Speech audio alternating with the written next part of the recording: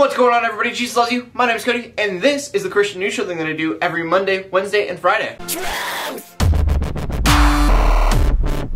So if you know anything about me, you know there are two things that really excite me. It's how Christians use culture and how Christians use technology. And that being said, you can only imagine how excited I got when I read a news article that was titled, "Church uses cutting-edge technology." But then when I dug into the news story, I found out their cutting-edge technology was using 6 HD cameras instead of standard definition cameras, and then making DVDs for everybody. And don't get me wrong, that is great and all the different camera angles and all that good stuff, but first of all, Blu-ray is a thing. I mean, you probably are using the state-of-the-art cameras and getting the most highest definition for your viewers, but how is that helping them learn the sermon or help engage in what you're talking about? I mean, if you have that much money to buy the state-of-the-art cameras, yeah, buy a few cameras. Online sermons are great for the people who can't go to church, but if you really want to be state-of-the-art, buy a few really good cameras and then take some of that money and buy your entire congregation Android tablets. The tablet would be placed in the seat in front of you just like a hymnal book would, and on there you would have 2 different types of apps or maybe one app that did both.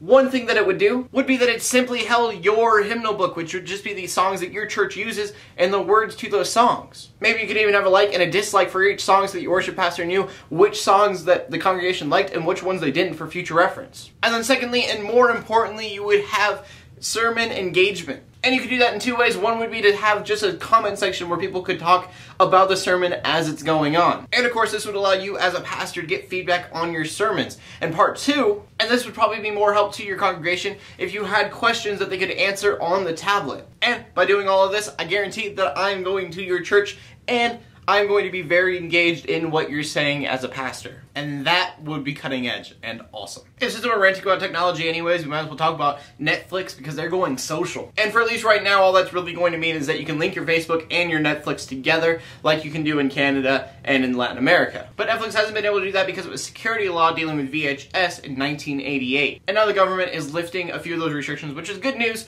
but like I said, it's just going to link Netflix and Facebook, which means you can like movies. I would assume later on maybe you can comment on the movies, and then you're going to get all those reviews of the movies from people that you have no idea who they are, but hey, I'd be down for that. Because I like my freedoms here in the United States. They're definitely much better for Christians than they are in Iran. And I know we've talked a little bit about Pastor Yusuf Nadakari, and I know that I butcher his name every time we do. And the last time that we talked about the Iranian pastor, he was just being released from a 3-year sentence for being Christian, which it is legal to be Christian in Iran, but it is very illegal to convert Muslims into Christianity. And sadly, just before Christmas, Pastor Yusuf was immediately brought back to prison. And this is pretty much for the same charges that he was in for last time, but they said this was before he was in prison that he did these things. And prayers for his family, because they thought after 3 years they were going to finally get a Christmas with him, and they are unable to. But there is good news coming out of the Middle East, and that is that in Israel, Christianity is on the rise. Now, Christians only make up like 2% of Israel's population,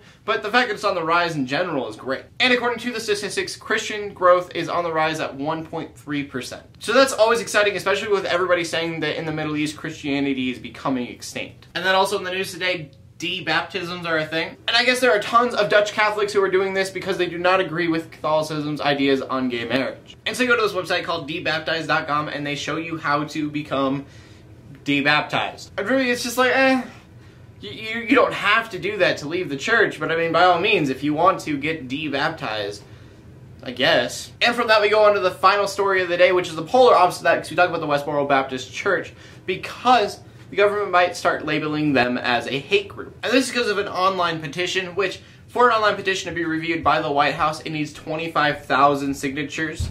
And this petition got 250,000 signatures. So it's safe to say that it's probably going to get reviewed. And part of me is like, but what about freedom of speech? Shouldn't we respect their freedom of speech? But then the other side of me really thinks about it and goes, yes, yes, yes, yes, yes, yes, yes, yes. Good job. But as always, I want to know what you guys think. Do you think that they should have their freedom of speech, or do you think that they should no longer be allowed to breathe words into existence? Please leave a comment in the comment section below with your answer. Leave a very response if you want to. That's all that I found interesting in the news today. So, in closing, let the haters hate, let the Christians pray, and to everybody like, subscribe. I'll see you later, and God bless.